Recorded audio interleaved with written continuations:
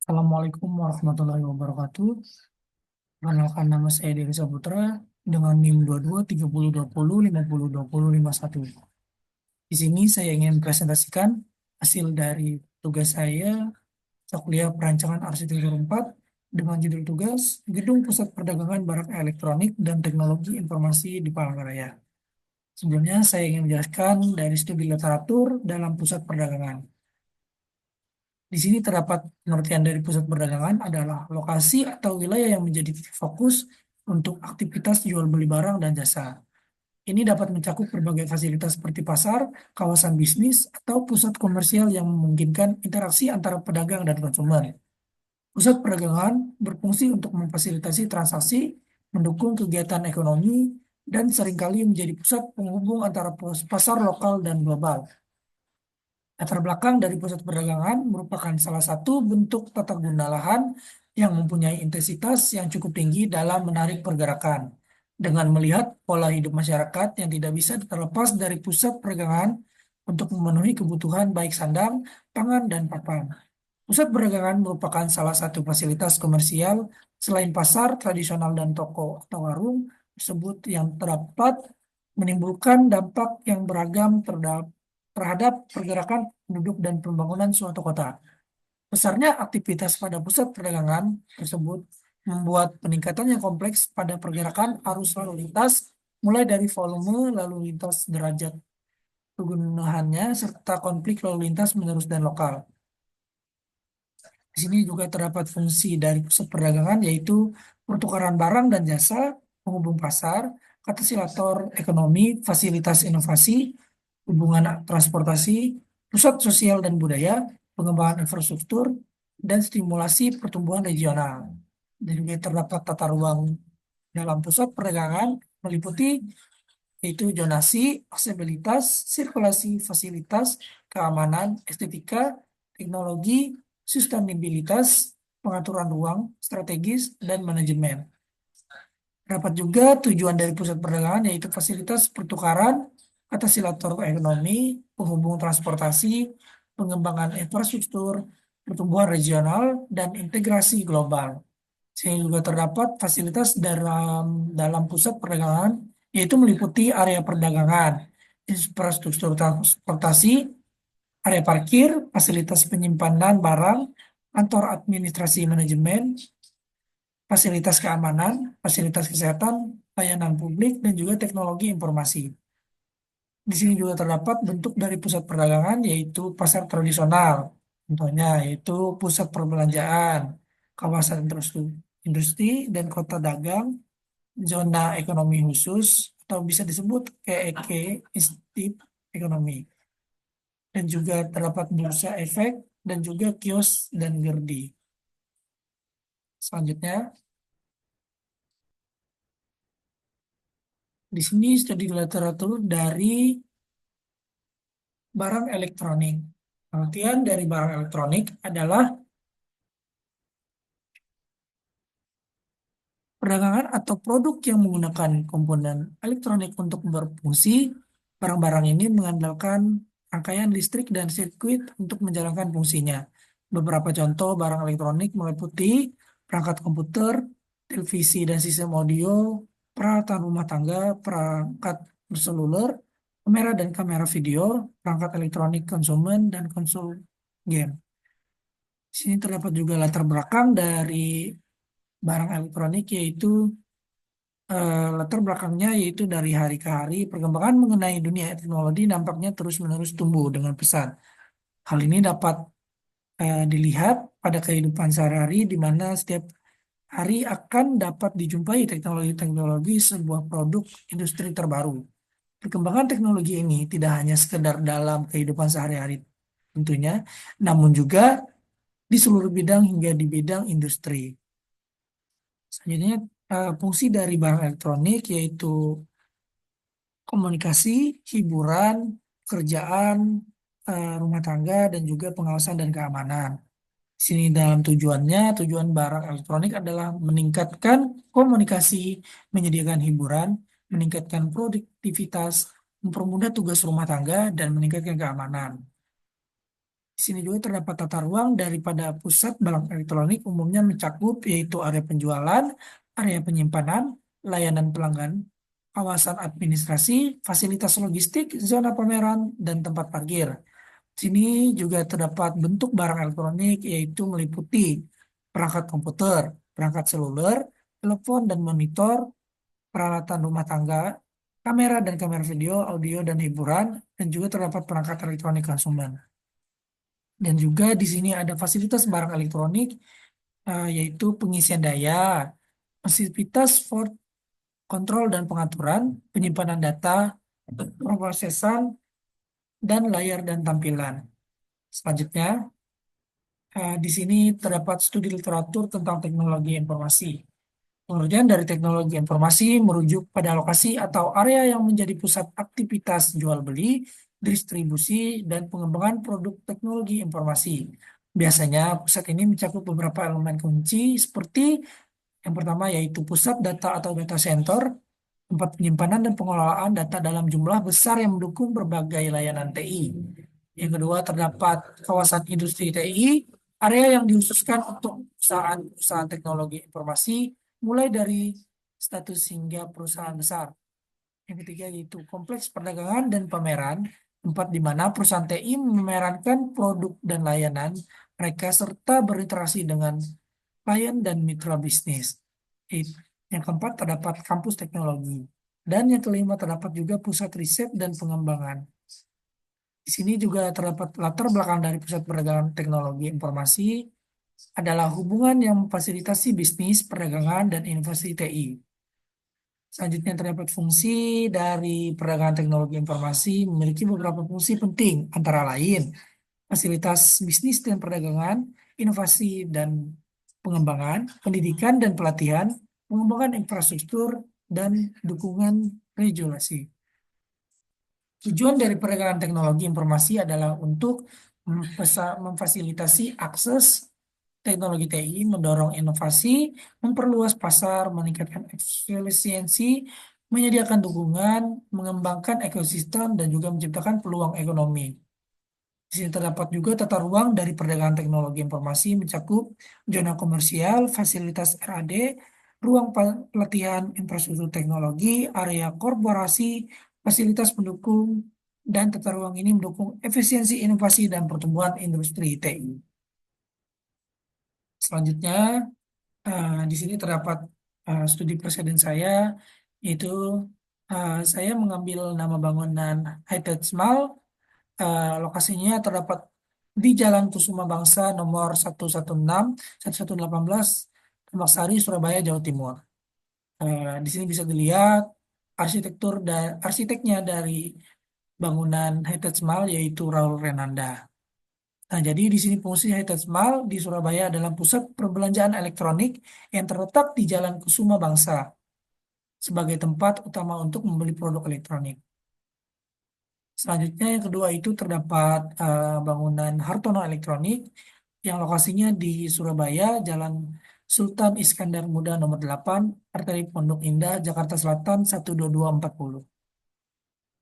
Dan selanjutnya dalam studi presiden saya terdapat juga bangunan ITC Roximas yang di mana lokasinya yaitu di Jalan Ki Haji Hashim Al-Basyari nomor 425 Cideng.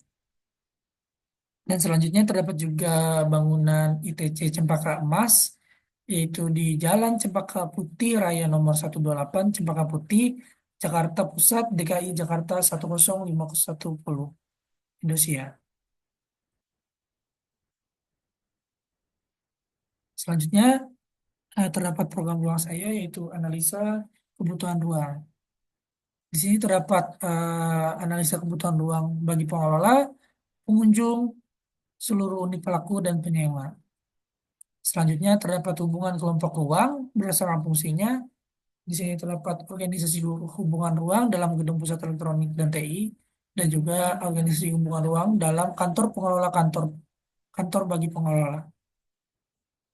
Selanjutnya di sini terdapat pelaku aktivitas dan ruang, pengunjung, ada penjual, teknisi, manajer toko, pemasok, promotor, pengelola pusat perdagangan, dan pengunjung acara.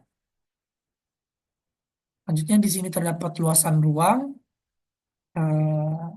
Dan selanjutnya di sini sebagai persyaratan ruangnya. Selanjutnya terdapat sirkulasi ruang.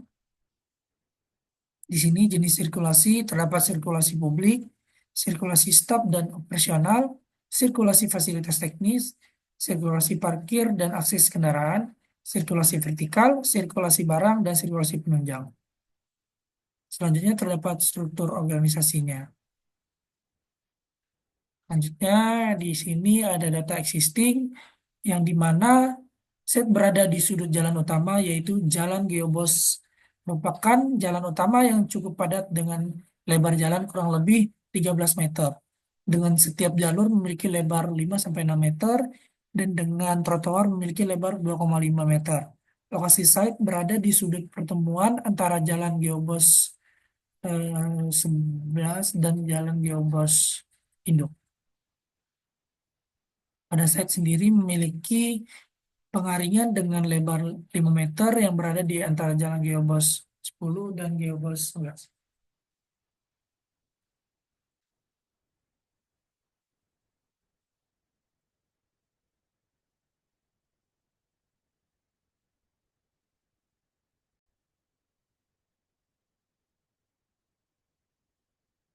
Selanjutnya, di sini terdapat analisa sirkulasi. Nah, di sini saya berada di sudut jalan utama, yaitu Jalan Geobos. Jalan Geobos merupakan jalan utama yang cukup padat dengan lebar jalannya kurang lebih tadi itu terdapat kurang lebih dari jalan itu 13 meter. Nah, dengan jalur memiliki lebar 5-6 meteran. Selanjutnya, di sini terdapat analisa matahari berdasarkan hasil pengamatan. Posisi matahari pada pukul 12 siang tergantung pada pada iklimnya, tidak selalu pada di atas set pada bulan Januari hingga Maret. Suhu rata-rata pada bulan September itu 2024 bersuhu 3 Celciusan, 31 Celciusan di Kota Palangkaraya. Nah, di sini terdapat potensi yaitu sinar matahari dapat menjadi sumber pencahayaan alami. Dan juga sinar matahari pagi mengandung vitamin D serta memiliki manfaat untuk tulang manusia. Sinar matahari dapat menjadi sumber energi listrik dan juga memberikan kehangatan termal alami. Di sini juga terdapat masalahnya yaitu sinar matahari berpotensi membuat keadaan termal pada bangunan menjadi panas. Radiasi matahari tidak baik bagi kesehatan dan berpotensi menyebabkan ketidaknyamanan. Sinar matahari dapat menyilaukan. Yaitu di sini terdapat solusi yang saya rangkum menghadirkan elemen shading pada bangunan, menghadirkan vegetasi dan elemen landscape sebagai penentu, mengatur arah orientasi bangunan, menambah penerangan pada area terbuka untuk salah satu tempat gunung nantinya dapat berlindung dari panasnya matahari. Penambahan hand shading juga berfungsi untuk meredam paparan langsung dari matahari terhadap bangunan. Nah, di sini terdapat analisa pada angin, dan selanjutnya di sini terdapat analisa hujan.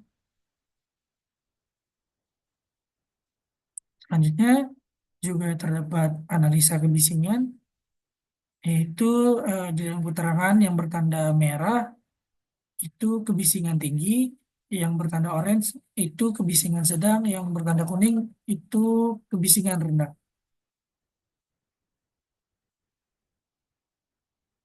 Selanjutnya, analisa view pada site bagi depan tapak mendapatkan view jalan raya, pertokoan, masjid, serta menara. Bagian kiri set terdapat pengaringan juga pertokoan. Bagian kanan set terdapat pertokoan perumahan warga. Pada belakang set terdapat perumahan warga. Selanjutnya terdapat view to site-nya. Bagian depan, kiri, dan Kanan side dapat terlihat dengan mudah dari jalan raya. Bagian belakang dapat terlihat perumahan warga serta pertokoan. Selanjutnya, analisa pada vegetasi. Di analisa saat ini terdapat vegetasi, ya contohnya seperti pohon terembusi, pohon mangga, pohon busuk merah, pohon ketapang, dan pohon rangka. Selanjutnya juga terdapat pohon flamboyan, pohon mahoni, pohon bougainville, pohon kersen, pohon pucuk merah. Di sini zoning pada makro, selanjutnya zoning pada mikro.